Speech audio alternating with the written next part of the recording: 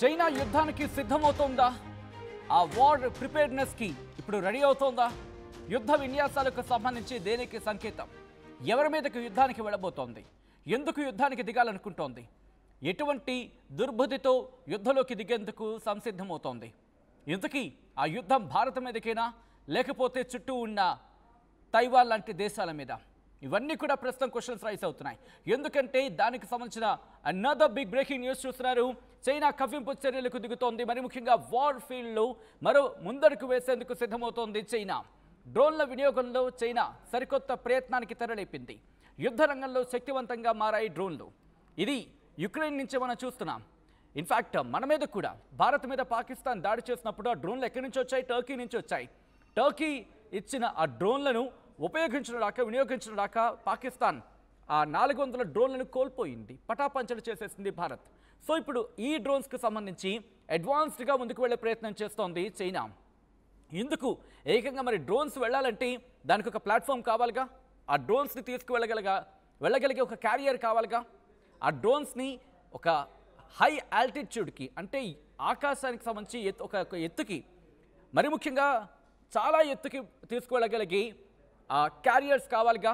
ఆ విజువల్ మీరు చూస్తున్నారు. ప్రస్తుతం ఇటు చైనా తన యుద్ధ సామాగ్రిని పదును పెడుతోంది. కొత్త పుంతలు తొక్కించే ప్రయత్నం చేస్తోంది. దానికి సంబంధించిన విజువల్స్ మీరు చూస్తున్నారు. జుహై ఎయిర్ షోలో తన డ్రోన్ క్యారియర్ను ప్రదర్శించింది చైనా. మదర్ డ్రోన్ షిప్ని UAV అంటే అన్ఆర్మ్డ్ వెహికల్, మానవరహిత వెహికల్ అది. ఈ జుహై ఎయిర్ షోలో తన డ్రోన్ క్యారియర్ను ప్రదర్శించింది చైనా. మదర్ డ్రోన్ షిప్ UAVని ప్రపంచానికి చూపించింది చైనా. ఒకేసారి 100 స్మాల్ డ్రోన్స్ను మోసుకు వెళ్ళగలదు ఈ SSUAV. విమానం రెండు వైపులా ఒకేసారి డ్రోన్స్ను విడుదల చేసే సదుపాయం కల్పించింది ఈ టెక్నాలజీలో. దీంతో పాటు 7000 కిలోమీటర్ల దూరం అన్ఆర్మ్డ్ వెహికల్.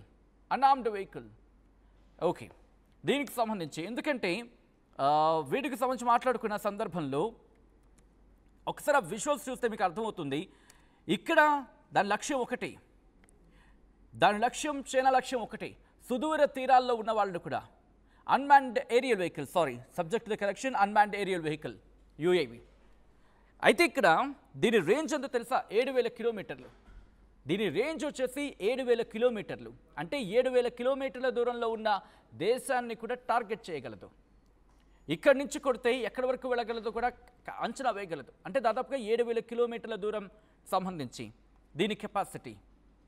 దాంతోపాటు ఇంకా మాట్లాడుకునే ప్రయత్నం చేస్తే కనుక ఒకసారి ఆ డిస్టెన్స్ గురించి ఇప్పుడు అందరూ మాట్లాడుకుంటున్నారు. ఎందుకంటే దీని రేంజ్ వచ్చేసి 7000 కిలోమీటర్లు. అంటే 7000 కిలోమీటర్ల దూరంలో ఉన్న ఆ లక్ష్యానికి సంబంధించి టార్గెట్ చేయగలదు ఆ డ్రోన్స్ని. ఆ 100 డ్రోన్స్ని ఒకసారి విడుదల చేయగలదు. ఆ విజువల్స్ మీరు చూస్తున్నారు. చిన్న స్పేస్ ఉన్నాయి కదా, చిన్న బ్లాక్స్లా కనిపిస్తున్నాయి కదా, అక్కడే ఆ డ్రోన్స్ని అవి ఏర్పాటు చేయడం జరుగుతుంది. ఆ డ్రోన్స్ని మోసుకు వెళ్ళగల ఎయిర్ క్యారియర్, ఆ వెహికల్ మీరు చూస్తున్నారు, విమానాన్ని మీరు చూస్తున్నారు. దీంతోపాటు దీని రేంజ్ గురించి మాట్లాడుకున్నాం. 7000 కిలోమీటర్లు దీని రేంజ్. దాంతోపాటు ఒకేసారి 100 ఈ స్మాల్ డ్రోన్స్ ఉంటాయి కదా, చిన్న డ్రోన్లను 100 డ్రోన్లను ఒకేసారి ప్రయోగించగలదు. అంతేకాదు, మీరు గమనిస్తే కనుక ఆ 2 వింగ్స్ మీరు చూడండి, దాదాపు 25 అడుగులు అంటున్నారు ఆ వింగ్స్కి సంబంధించి విడ్త్. ఒక్కొక్కటి 25 అడుగులు ఉంటుందంటూ కూడా తెలుస్తోంది. ఆ వింగ్స్ నుంచి కూడా 25 మీటర్లుగా చెప్పడం జరుగుతోంది. ఆ 25 మీటర్ల నుంచి కూడా వెపన్స్ని రిలీజ్ చేయగలదు. దాంతోపాటు ఆల్టిట్యూడ్ ఏకంగా 50,000 అడుగుల ఎత్తు నుంచి వీటిని రిలీజ్ చేయగలదు. దీంట్లో జెట్ పవర్ డ్రోన్స్ ఉంటాయి. అది 6 టన్నుల వరకు కూడా మోయగలదు. మొత్తంగా 16 టన్నుల అమ్యునేషన్స్ని క్యారీ చేయగలదు. 16 టన్నుల మ్యాక్సిమం టేక్ ఆఫ్ సందర్భంలో 16 టన్నుల సామర్థ్యాన్ని కాయగలదు. దాంతోపాటు ఆ వింగ్ స్పాన్ ఉంది కదా, అది 25 మీటర్లు ఉంటుంది. దాంతోపాటు దాంట్లో కూడా ఆ వెపన్స్ని ఫిట్ చేయొచ్చు ఆ వింగ్స్లో కూడా. వాటి నుంచి కూడా అదిగో మీరు చూస్తున్నారుగా, విజువల్లో చూడొచ్చు, క్లియర్ కట్గా మనకు అర్థమవుతుంది ఆ డ్రోన్స్ని ఎలా రిలీజ్ చేయగలదు. పిక్టోరియల్ రిప్రజెంటేషన్ అంటూ ఉంటారు దీన్ని. పిక్టోరియల్ రిప్రజెంటేషన్లో చూపిస్తుంది. మీరు చూడొచ్చు ఆ డ్రోన్స్ని, అదిగో ఆ విమానం నుంచి అలా విడుదల చేస్తుంది. ఒకసారి ఆ 2 వింగ్స్ కూడా పనిచేస్తాయి అన్నమాట. ఆ 2 వింగ్స్ నుంచి కూడా చూసారా అలా అక్కడి నుంచి విడుదలవుతూ ఉంటాయి. దాంతోపాటు దీని ఆల్టిట్యూడ్ గురించి మాట్లాడుకున్నాం, అమ్యునిషన్స్ గురించి మాట్లాడుకున్నాం. ఇక్కడ ఈ డ్రోన్స్లో కామికాజ్ యుఏవి ఉంటాయి. Kamikaze unmanned aerial vehicle, kamikaze unmanned aerial vehicle అంటే ఒక లక్ష్యాన్ని చూసుకొని ఆ లక్ష్యాన్ని చేరుకొని ఆ లక్ష్యాన్ని ఢీకొట్టిన తర్వాత వాటికి అవి సెల్ఫ్ డ్యామేజ్ అయిపోతాయి, అంటే పూర్తిగా నిర్వీర్యం అయిపోతాయి, పేలిపోతాయి. అదిగో ఆ వీడియోని ప్రస్తుతం రిలీజ్ చేస్తుంది చైనా. అంటే ఎటువంటి దుర్మార్గ ప్లాన్కి వెళ్ళి ఉండొచ్చు. ఎందుకంటే చుట్టూతా ఎక్కడ చూసినా అందరి విషయంలో కూడా కవ్వింపు చర్యలకు దిగుతోంది చైనా. పక్కనున్న దేశాలని గుప్పెట్లో పెట్టుకోవాలని ఒకే ఒక లక్ష్యం, అది క్లియర్ కట్గా కనిపిస్తోంది. కానీ మర్చిపోయింది ఏంటంటే కనుక మన పాకిస్తాన్కి ఇచ్చింది ఒక చిన్న గొట్టం ఇచ్చినట్టుంది. ఆ గొట్టం పనిచేయలేదు పాపం. ఒక చిన్న గొట్టం, అదే బాంబు అనుకుంది, కానీ తర్వాత అర్థమైంది అది గొట్టం అని చెప్పి. సాధారణంగా బాంబు అయితే పేలాలి కదా, అది గొట్టం కాబట్టి పనిచేయలేదు. తుస్సుమంది మన దగ్గరికి వచ్చి పాకిస్తాన్కి ఇచ్చింది. పాకిస్తాన్కి కరెక్ట్గా గోధుమ పిండి దొరక్క రొట్లు వండుకోవడమే ఇప్పుడు వాళ్ళకి తెలియట్లేదు. అలాంటిది ఇలాంటి వాటిని ఇంకేం ప్రయోగిస్తారు? సో అలాంటి వాళ్ళ చేతికి ఇప్పుడు ఇది ఇస్తుందా? Biggest question mark. చైనా బ్రహ్మాస్త్రంగా మాట్లాడుకుంటున్నారు ప్రస్తుతం దీన్ని. ఎందుకంటే రిమెంబర్, ఒకేసారి 100 డ్రోన్స్ను రిలీజ్ చేయగల కెపాసిటీ ఉందంటే కనుక ఇది కూడా ఎప్పుడు ప్రవేశపెట్టబోతున్నారంటే జూన్ నెలాఖరికి. జూన్ ఆఖరికల్లా దీన్ని ఆ ఫస్ట్ టెస్ట్ ట్రైలో ఏదో అంటూ ఉంటారు కదా వాళ్ళ భాషలోని, అది ప్రారంభించబోతున్నారు. సో అది కనుక జరిగితే, అది కనుక సక్సెస్ అయితే ఈ స్మాల్ డ్రోన్స్ ఉంటాయి కదా, ఈ ఫస్ట్ మిషన్ని జూన్ నెలాఖరికల్లా దీన్ని ఎలాగైనా ప్రయోగించాలి అనేది వాళ్ళ ప్రయత్నం. దాంట్లో వాళ్ళు ఆ పక్కన వింగ్స్లా కనిపిస్తున్నాయి కదా, అక్కడ కూడా ఈ లాంగ్ రేంజ్ మిసైల్స్ని అక్కడ వాళ్ళు అమర్చొచ్చు మాట. అంటే 100 డ్రోన్లు పట్టే సామర్థ్యం ఉంటుంది. దాంతోపాటు ఆ మిసైల్స్ని క్యారీ చేయగలదు. మొత్తంగా 16 టన్నుల అమ్యునిషన్స్ని తీసుకువెళ్ళగలదు అనేది మనకు అందుతున్న సమాచారం. అంటే గుర్తుపెట్టుకోండి, 16 టన్నులు, 1 కాదు 2 కాదు. ఈ రక్త చరిత్ర దేనికోసం లిఖిస్తోంది? ఎవరి మీద దాడికి? చైనా ఒక్కసారి మ్యాప్ మీరు చూసే ప్రయత్నం చేయండి. చైనా మ్యాప్ చూసే ప్రయత్నం చేస్తే కనుక పాపం చిన్న దేశాలనే పక్కన ఉంటాయి. వాటిని ఎప్పటికప్పుడు లాగేసుకునే ప్రయత్నమే, వాటి మీద ఎప్పుడూ కవ్వింపు చర్యలకు దిగడమే. ఎప్పుడు చూసినా చైనాకు ఒకే ఒక పనిగతి కనిపిస్తూ ఉంటుంది. ఫిలిప్పీన్స్ కావచ్చు, లేకపోతే ఆ చుట్టుపక్కల ప్రాంతాల్లో, మరీ ముఖ్యంగా తైవాన్ని ఎప్పుడూ ఆ తైవాన్ మీద పడుతూ ఉంటుంది. తైవాన్కి సంబంధించి ఎప్పుడు లాగేసుకునే ప్రయత్నము, ఈ ప్రయత్నాలు ఎప్పుడూ జరుగుతూనే ఉంటాయి. సౌత్ చైనాకి సంబంధించి ఇంకెవరూ ఉండకూడదు, కేవలం వాళ్లే ఉండాలి అనేది వాళ్ళ గట్టి ఆశ.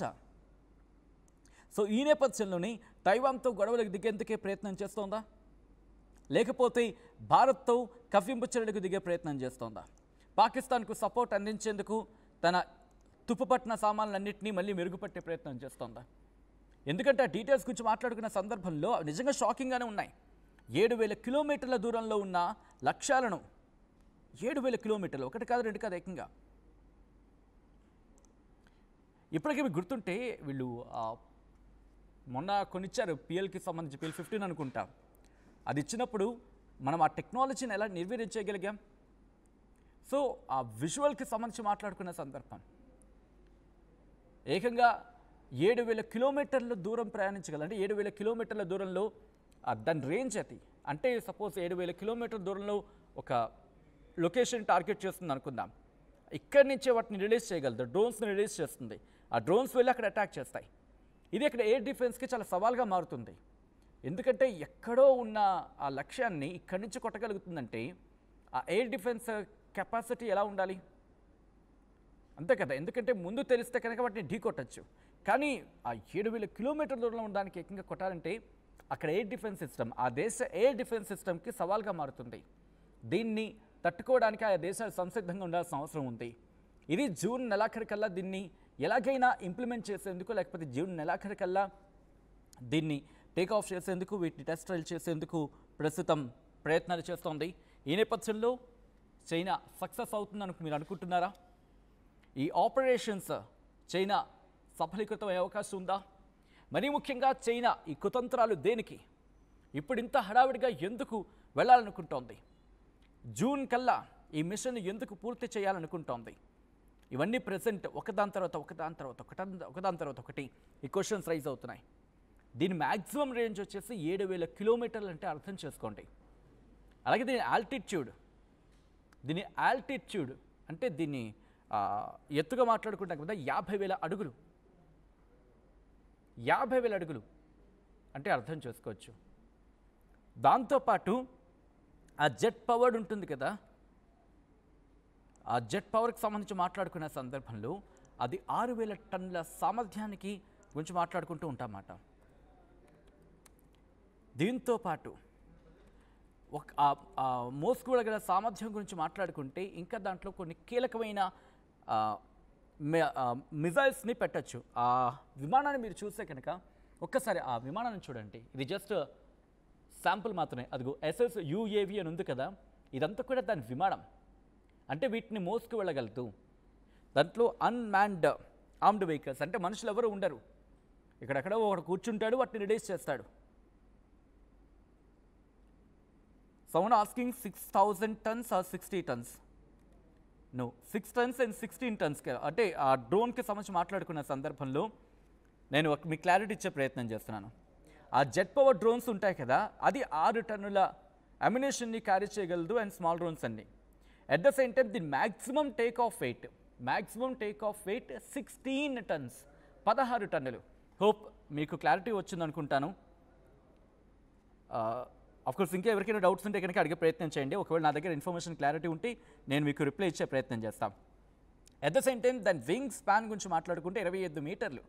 అండ్ దాని ఎబిలిటీ గురించి మాట్లాడుకున్న సందర్భంలో మీడియం రేంజ్ డిఫెన్స్ సిస్టమ్స్ ఉంటాయి కదా, ప్రపంచంలో ఉన్న మీడియం రేంజ్ డిఫెన్స్ సిస్టమ్ వాటిని మించి ఎక్కడికెళ్ళదు అనేది చైనా చెబుతున్నమాట. ఇది నేను చెప్తున్న మాట కాదు, చైనా స్వయంగా తనతో తానుగా చెప్తున్నమాట. దాంట్లో 100 డ్రోన్స్ పడతాయి, దాంట్లో కామికాజీ UAVs ఉంటాయి. అదేంటి కామికాజీ అనుకుంటే ఏమనుకుంటున్నారు కదా, అంటే ఒక లక్ష్యాన్ని చూసుకున్న తర్వాత లక్ష్యాన్ని ఢీకొట్టిన తర్వాత వాటికి అవే పూర్తిగా ధ్వంసం అయిపోతాయి. అంటే చెప్పాలంటే బలవన్ మరణానికి పాల్పడినారు. ఒక మనిషి బలవన్ మరణానికి పాల్పడినట్టు అంటారు కదా, బలవన్ మరణానికి పాల్పడి దాడులు చేస్తూ ఉంటారంటారు కదా, అలాంటివి మాట ఇవి. ఎందుకంటే మనుషులతో కాదు, మిషన్స్తోనూ టెక్నాలజీస్తోనూ జరుగుతుంది కాబట్టి. ఇప్పుడు ఈ విజువల్ని పంపించడం వెనకాల చైనా ఉద్దేశం ఏంటో క్లియర్ కట్గా అర్థమవుతోంది. సో మీకేమనిపిస్తోంది? ఇది చైనా భారత్ మీదకు ప్రయోగించే అవకాశం ఉందా? అఫ్కోర్స్ డైరెక్ట్గా రాకపోవచ్చు, పాకిస్తాన్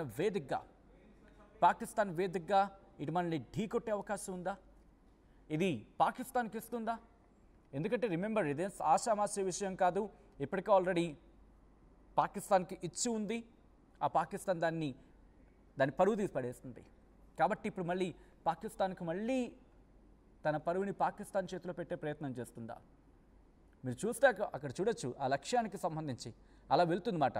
ఆ గీతలు మీరు చూస్తున్నారు కదా, అవి టార్గెట్. అదిగో అంత దూరంలో టార్గెట్ చేసుకుంటే ఆ టార్గెట్ను కొడతాయన్నమాట. 7,000 కిలోమీటర్ల దూరంలో ఉన్న టార్గెట్ని కొట్టగలం. ఆ లక్ష్యంతో డిజైన్ చేసుకుని మీరు చూడొచ్చు. ఆ రాడార్ సిస్టమ్ కావచ్చు, లేకపోతే ఆ మిజైల్ రిలీజింగ్ సిస్టమ్ కావచ్చు, ఎక్కడో ఉన్నా ఆ లక్ష్యాన్ని చూస్తే అదిగో ఇలా లక్ష్యాన్ని సెట్ చేయడం జరుగుతుంది. ఆ లక్ష్యాన్ని సెట్ చేసిన తర్వాత వాటిని ఢీ కొడతాయి. ఇది చైనా తన కొత్త బ్రహ్మాస్త్రంగా చెప్పుకుంటున్న SSUAV.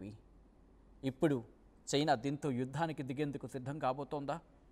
ఇది ఇండియా కోసమే అంటూ కొంతమంది చెప్పడం జరిగింది. ఖచ్చితంగా ఇండియా కోసమే తయారు చేశారు. ఎందుకంత కోపం ఇండియా అంటే మోస్ట్ ఆఫ్ కంట్రీస్కి అని కూడా. అంటే ప్రస్తుతం ఏషియా గురించి మాట్లాడుకుంటున్నాం కదండి. ఏషియాలో చైనాకి మనం పోటీగా ఉన్నాం కాబట్టి చైనా కుళ్ళుకు చచ్చిపోతుంది. కాబట్టి మిగతా దేశాన్ని మచ్చిక చేసుకొని భారత్ మీద కాస్త ఇబ్బందికర వాతావరణం గురి చేసే ప్రయత్నం చేస్తుంది. కానీ ఎప్పటికైనా చైనాకి దెబ్బ కొట్టే అవకాశం ఉందని ఎటువంటి అతిశక్తి లేదు. ఒకవేళ ఇది కనుక ఫెయిల్యూర్ అయ్యిందంటే చైనా తన ఆత్మరక్షణలో పడుతుంది, ఒకసారి ఆత్మ పరిశీలనలోకి దిగుతుంది. ఆ తర్వాత మిగిలిన దేశాలు కూడా చైనా డిఫెన్స్ సిస్టమ్ని నమ్మడం మానేస్తాయి. ఇప్పటికే మనం కొట్టిన దెబ్బకి చైనా డిఫెన్స్ మార్కెట్ అలా పెరిగి ఇలా పడింది.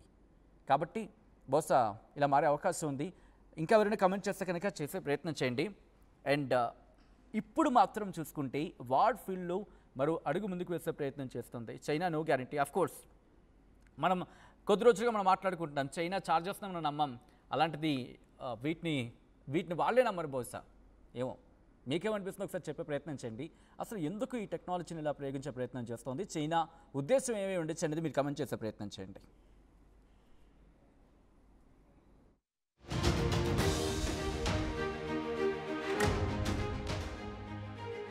ప్రపంచంలో ఏ మూల ఏ క్షణం ఏం జరుగుతుందో వేగంగా తెలుసుకోవడానికి తొలి వెలుగు వాట్సాప్ ఛానల్ని ఫాలో చేయండి.